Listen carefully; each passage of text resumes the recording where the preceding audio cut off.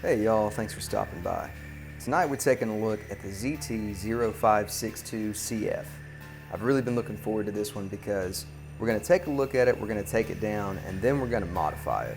And I've got some pretty cool stuff lined up in order to do that. So I hope you guys enjoy this, I hope this helps you out, and yeah, let's get into it.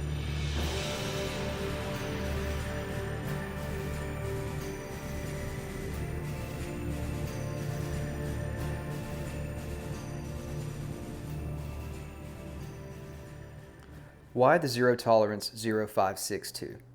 Because it's an exceptionally well-made knife with an impressive legacy of design. This is a fantastic knife in a lot of ways, and I think it's truly worth the premium price tag.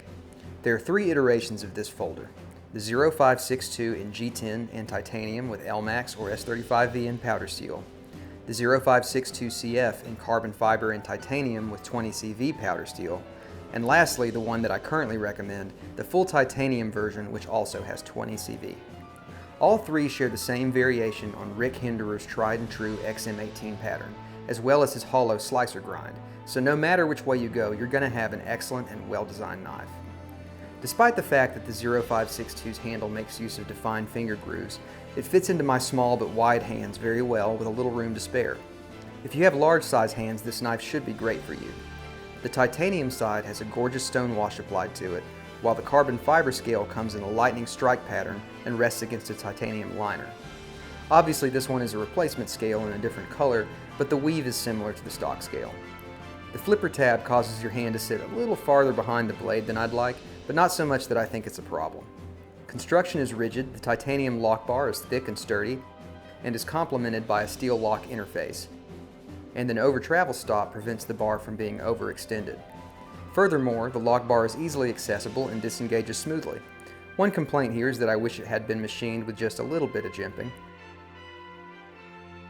The knife is held together by 4 standoffs and a large pivot.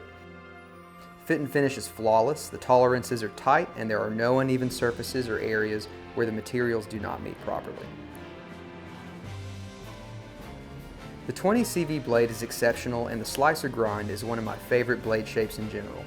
It features a gorgeous alternating finish that is satin along the blade and stone washed on the flats. 20 CV is arguably the best EDC steel choice available right now, potentially with the exception of Van X.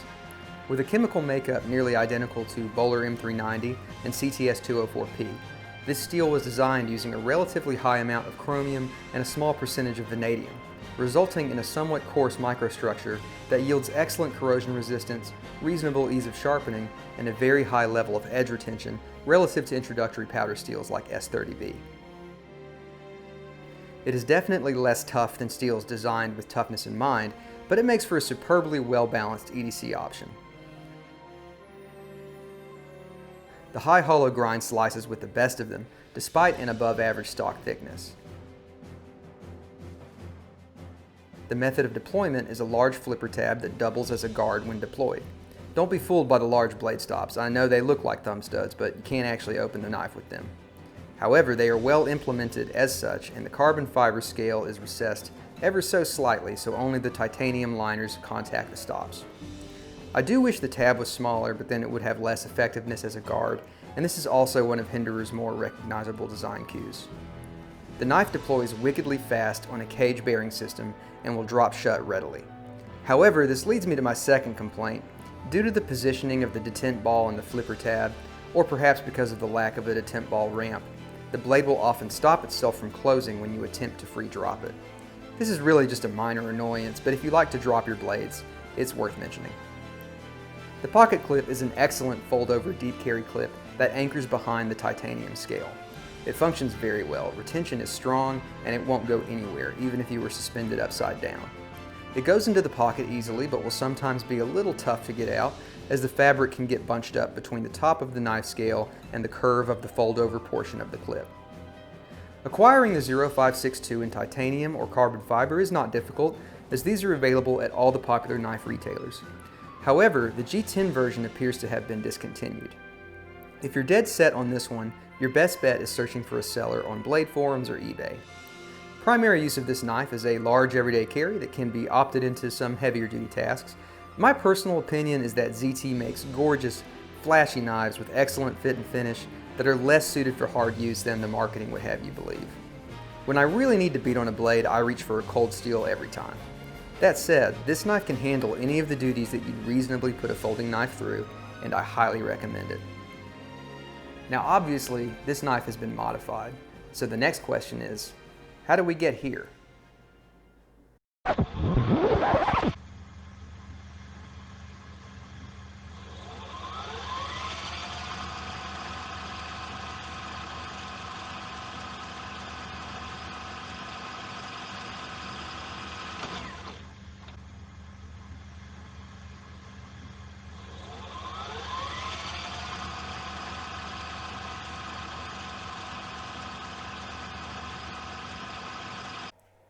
Alright y'all, taking down and modifying the ZT0562CF. This is a big, awesome knife. Very well known knife primarily because it is a Rick Hinderer design, and for a short period of time back when Rick's own XM18 wasn't quite perfected yet, it had a weak detent, some stuff like that. This was considered kind of, if you wanted a Hinderer, this was a great one to get, even though he wasn't making it himself. If you wanted a Hinderer design, this was a great knife to get. So features on this knife are a titanium scale on one side and a carbon fiber scale on the other with a titanium liner and a very strong frame lock.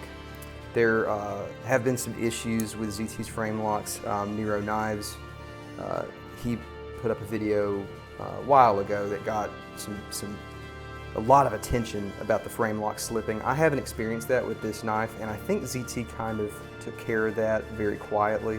But yeah, just something you should be aware of. Some people have reported that with the 0562 and the 0562 CF. The only difference with the CF being, of course, the carbon fiber scale. So here's what we're going to do, guys. We're going to break this bad boy down and find out what makes it tick. This knife has excellent action. Oh my gosh. For such a big knife, it is insanely, insanely fidgety. So let's start off with our pivot here. We have a T8 on the pivot. Oddly enough, everything about this knife is quite straightforward, except for the fact that for some reason this pocket clip screw here is a T10. Literally everything else in the knife is a T8. Why they chose to do that is beyond me. Oh, another detail about this knife. Free spinning standoffs on a $240 knife. Boy, that's something. Okay guys, so to deal with that, you're gonna need a second set of Torx drivers. I just use this cheap Husky set that I got at Home Depot. And what you're gonna do is you're going to sort of block off the opposing screw. Get this in a position where I can do this. This is the awkward part, having to do this. And then that'll keep your free spinning standoff from, oops, see, I'm not in place. That'll keep your free spinning standoff from spinning. But let's be honest, this is a pain. Pain in the butt. Here we go. And it's backing out the other screw, which it is prone to do sometimes. I'll just take it from that side. Yep, there we go. Let me see if I can get them out from this side easier. That one's coming right out. Okay, I'll go ahead and take it from that side. Should not have free spinning standoffs on a knife this expensive, but whatever, man. Alright, T10 for that big old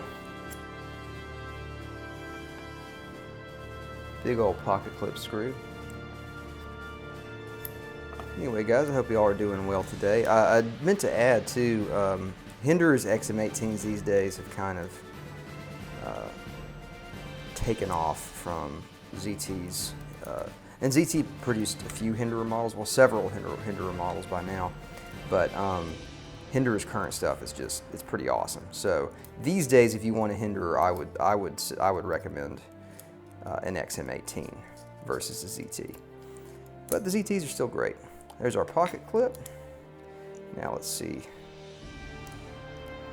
how this thing's going to want to come apart since it didn't do what I wanted it to didn't do what I wanted it to do on the show side.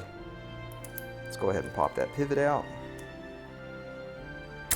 So I picked this knife up with a good buddy of mine, my buddy Corey, one of my best friends, and he is also an avid knife guy. Look at those beautiful cage bearings. Single row bearings. But at the time this knife was made, I think that was kind of, you didn't really see many double row bearings.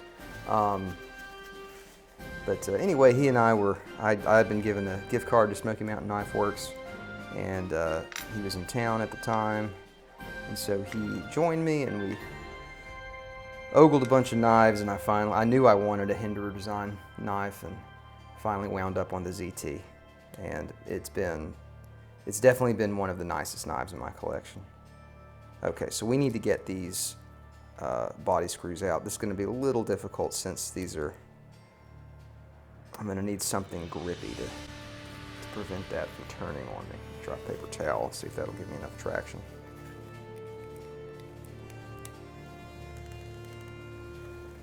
Oh boy. This is the thing I just don't understand about why they have to do it this way. All right, that one seems like it'll come out, so let's go ahead and deal with it. And again, that is a T10.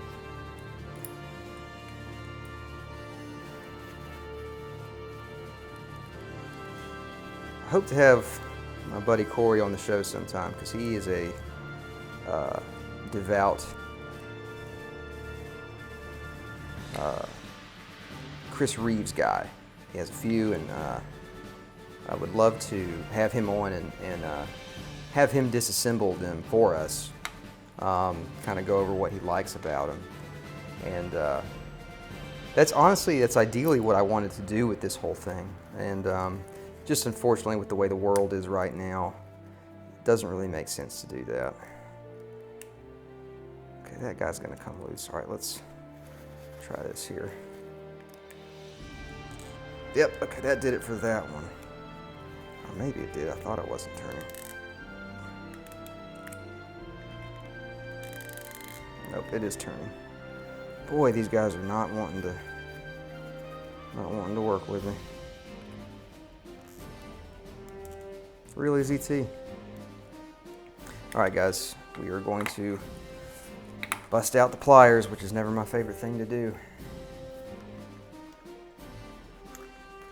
As I recall, the Paramilitary 2 also has this problem, which is why I hate taking that knife down. Okay. So what I'm going to do is I'm going to try to sandwich the backspacer between the paper towel on both sides, just to keep it a little bit, protected from getting damaged by the teeth of these pliers.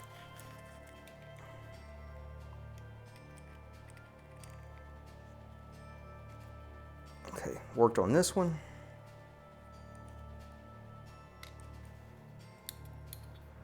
Let's check and see if that did any damage.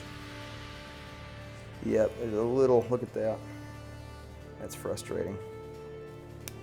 Don't like seeing that, but gets the job done. I'm gonna try kind of doubling it up on this one. I'll be honest with you, I mean, putting a little teeth mark on one of these backspacers is not the end of the world to me. I mean, I'm changing them out anyway. So yeah, that was what I was gonna get to. I mentioned that we were modifying this. We're changing all of the hardware, including screws, the carbon fiber scale, the backspace, or the standoffs, and lock bar stabilizer, the pivot. I mean, pretty much everything is being switched out.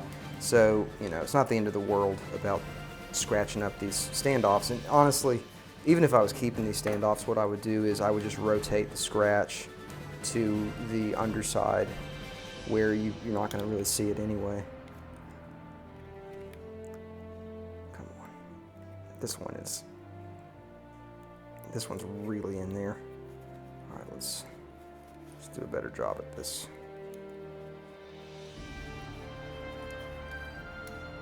There we go.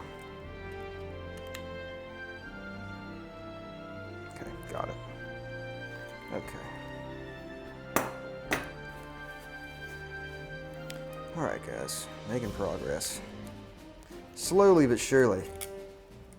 I know y'all are judging me hard right now for taking the pliers out, but I just don't have the patience to screw around with free spinning standoffs that long. Free spinning standoffs that long. Okay, so we have a T8 on. Tell you what, guys. I am actually replacing the screw on this lock bar stabilizer, but I'm not going to take that out until immediately when we replace the screw. I will be, however, this is not, good Lord, this is not a lock bar stabilizer. This is a lock bar interface. I'll take that out when we actually have the screw in place ready to go. I am going to take out this lock bar stabilizer. That is a T6. Another little story for you guys. I had modded this knife before.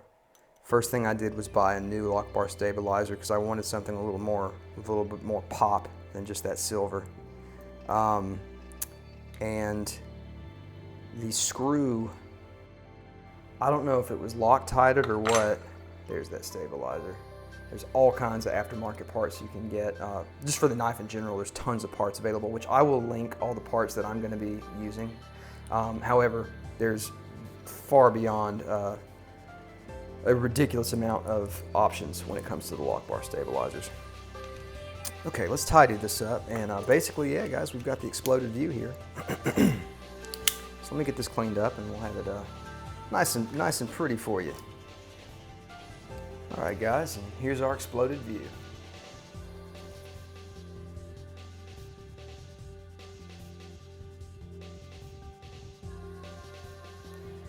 All right, so why don't we catalog these parts, guys? Got our titanium, excuse me, titanium lock side. It's a beautifully machined piece of titanium. The cutout here is actually surprisingly thin, but I haven't had any issues with it. And combined with the fact that this thing is like double stabilized because the lock bar interface actually also acts as a lock bar stabilizer in addition to the external lock bar stabilizer, don't think you need to worry about that lock bar.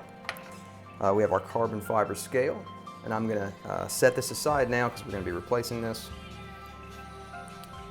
We have our, I wonder if it's a little bit of corrosion there. We have our, well no, it can't be, it's titanium. We have our titanium liner, goes beneath the carbon fiber side. And we have our CPM 20 CV blade. Awesome Hinderer slicer grind. This is hollow ground. This thing slices like a beast. Despite the fact that the stock isn't necessarily super thin, it slices like crazy. And when you combine it with the fact that it's 20 CV, it's an excellent lineup. Okay, and we have our pocket clip over here. This is a really one of my favorite pocket clips. I'm thinking about seeing if I can get that DLC coating off of it, just to match with what the knife's going to look like when I'm done. But for right now, I'm going to leave this because I do like the black. We have our standoff that goes with the pocket clip, as well as our 2 pocket clip screws, 1, 2, 3, 4, 5, 6 body screws, 3 standoffs, the screw for our lock bar stabilizer, and there's our lock bar stabilizer, our stop pin.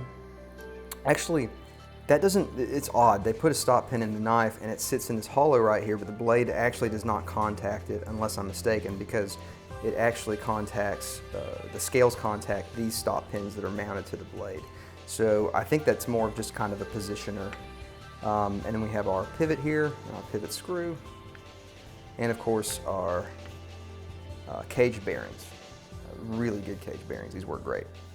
All right guys, so let's go ahead and I'm gonna swap out the parts that we're replacing here. So, starting with our carbon fiber scale, look at that.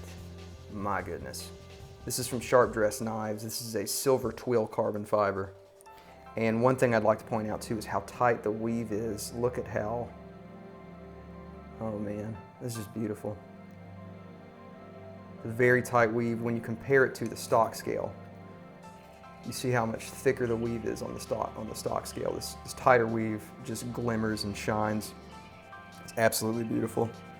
So I'm gonna put that right here. The reason I wanted to do this was when the new 0562 tie came out, which is the full titanium version. Man, that knife looks awesome, and I liked the silver aesthetic, and so I kind of wanted to do something similar with my knife while keeping it unique. And speaking of keeping it unique, the screw hardware that we're going to be using is bronze anodized titanium screws. These come from Blades We Love. I bought them on eBay, and they list this color as gold. I think it's actually closer to bronze, so if you want kind of a bronze color, you want to select the gold option. They have several different colors though.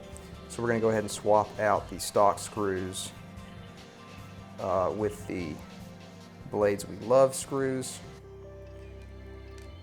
The other parts that I bought come from MXG Gear, and the color they list is also bronze, and the colors are very close enough that it would be hard to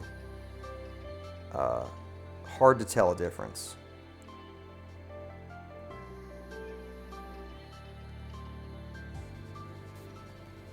Okay, so here we go. This is the screw for the lock bar interface. So without taking the lock bar interface out, we're just going to pull that screw out and pop this one in. Set that right here. And then here's our lock bar stabilizer screw. A lot of parts on this knife. So let's take the lock bar stabilizer, the stock screw out.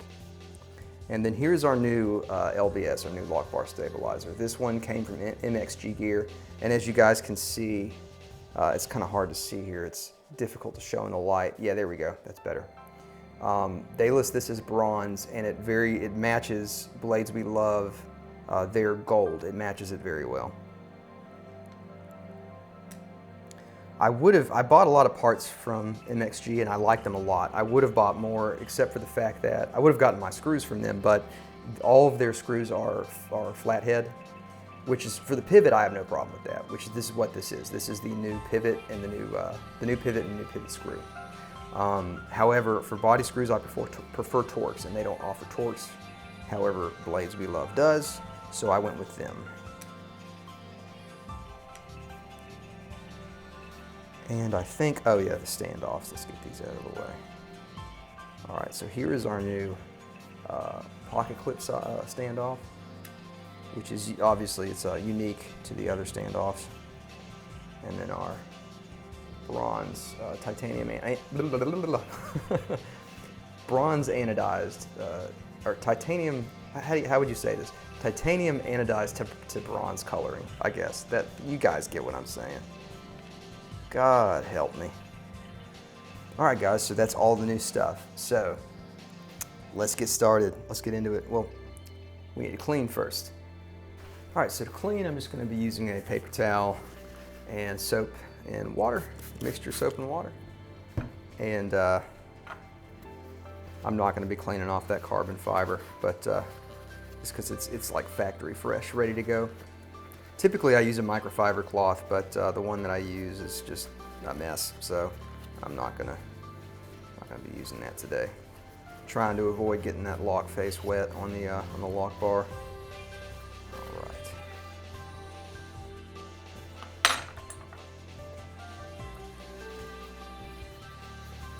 Anyway, I don't know if I finished this train of thought earlier, but I had mentioned earlier that ideally, what I had always wanted to do with this was to have people on, have friends of mine on who are into knives.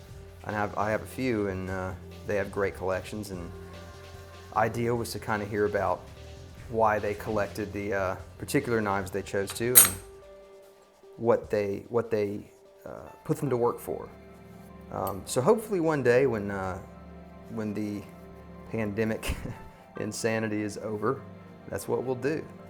I am planning on having my old man on sometime, because he's, oh boy, he's a character, but he has some excellent knives. However, he's not the best at maintaining them. So I figure that's something I can do for him, and y'all can be graced with the presence of his personality. So that should be fun. No, I really want to do that. I think it would be a good time. But yeah, let's go ahead and just clean those bearings off lightly. I've said this on a previous episode, but with bearings, I don't really oil them. because in my experience, they just run best dry. However, of course, it's always good to give them a little cleaning here.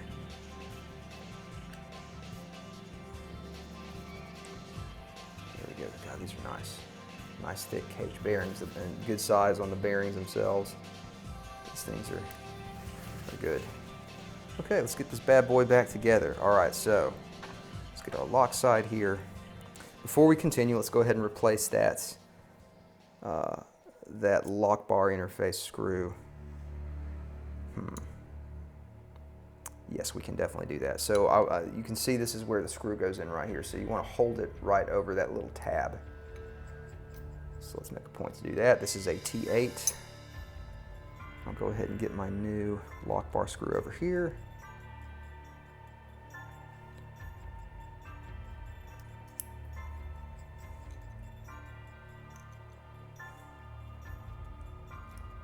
Lock bar interfaces are something that you definitely want to take care with. There's not really a need for you to do anything to this, which is why I don't take them apart.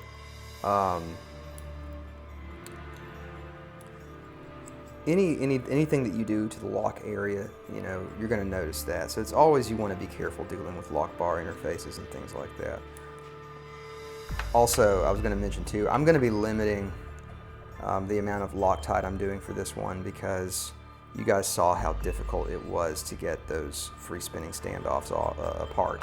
And Loctite is not going to particularly help when I want to take this thing down. T6 for the lock bar stabilizer. So I'm not going to be doing that except for probably on the pivot and the pocket clip. Why don't we hold this up, make things easier here. There you go. All right, just want to make sure I get that lined up. This thing will shift and move on you, the disc will, so you want to try to get it as lined up as you can, although I will say MXG's is better than stock because the fit is just a little bit tighter. Yeah, that's perfect.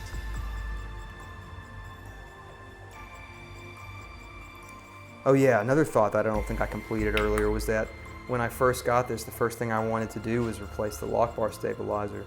I went to unscrew the the screw for the stabilizer, immediately stripped right out. And well, I shouldn't say immediately. It wouldn't budge, and I heated it up with a soldering iron, which is what I had to do with my paramilitary 2 because it had red Loctite. And it surprised me because no screws on this had Loctite. So I don't think it had Loctite. I think it was just frozen. And it stripped pretty quickly. And I sent it to ZT and explained what the problem was, and they just sent it back, didn't do anything for me. They gave me a couple screws, which is fine, because I mean, they don't necessarily want me to modify their knife, but the whole point of XM18s is the amount that you can modify them, and seeing as how this is very similar to an XM18, it was a little disappointing. So what I ended up doing with a buddy of mine, we simply drilled the screw out and just pushed it right out, and that solved the problem. Because ZT did send me some replacement screws, so we were taken care of there. Anyway, that was kind of annoying, but I mean, I get it. I get when mass production, or not mass production, but larger knife companies don't necessarily want you screwing their knives up. I don't hold that against them. Okay, back to business. Enough rambling. Something else we'll point out is that this, the pivot is not, it's a free spinning pivot. And so with this one, that can be a bit of an issue because it is not tooled. So I actually had this pivot in before, and I know I haven't had any problems with it, so it shouldn't, hopefully it won't cause me any issues. Now the stock pivot, let's see here, both sides are tooled on that, so props to ZT on that because they didn't stick you with an untooled pivot. All right, so we got that there. Let's get the stop pin here. Perfect. Let's drop the blade in place. All right. Drop this next one in. This next cage bearings here. Here we go. Awesome. Drop this right down here. Let's get our back spacers in place. Let me wipe these off real quick because they are actually kind of dusty.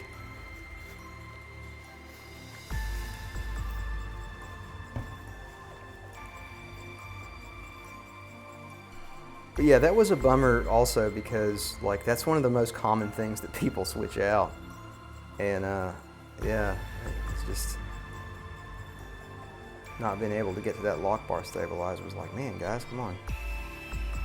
Thought this what this knife was all about. Still recommend this knife greatly. Actually, right now, I recommend the titanium version, which I shouldn't recommend a knife I haven't handled, but I have handled the carbon fiber version, so I think it's all right for me to do that in this case. Slicey Dicey has some videos up on the Thai one, and it just sounds awesome. Great knife. And the sound it makes was something he was highlighting, and I will attest to the fact that just go watch the video and you'll agree that it makes a great sound. Okay, not forgetting anything here. Let's go ahead and try to drop this scale into place, or liner I should say. Just get everything lined up here. This is somewhat difficult to do just because you have all these pieces that don't quite want to commingle perfectly, but it can be done. Oops. Oh yeah, I forgot that one sits kind of loose. Oh. That actually wasn't hard at all for these aftermarket ones. With the stock ones, it's kind of difficult. Okay, so let's start screwing in from this side.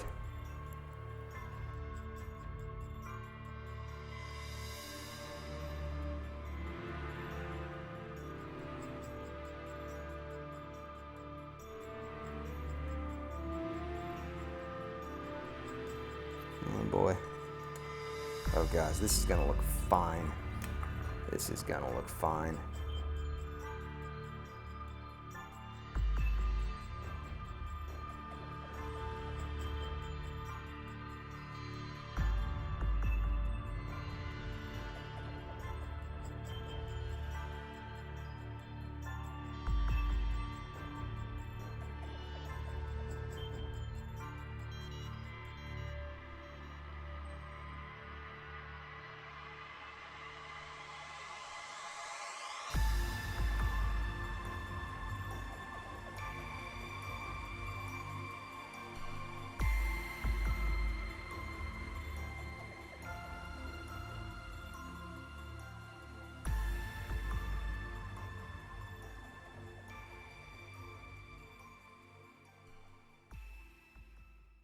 We'll get our pivot in place.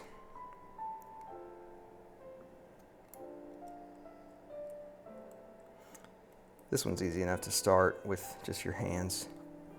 And then get out of a flat driver here.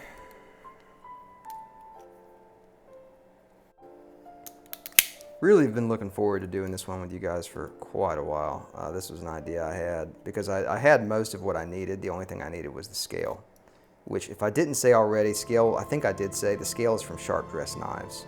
I'll put a link to their website. You can also find some of his stuff on eBay. Okay, that's good for now. Oh man, guys.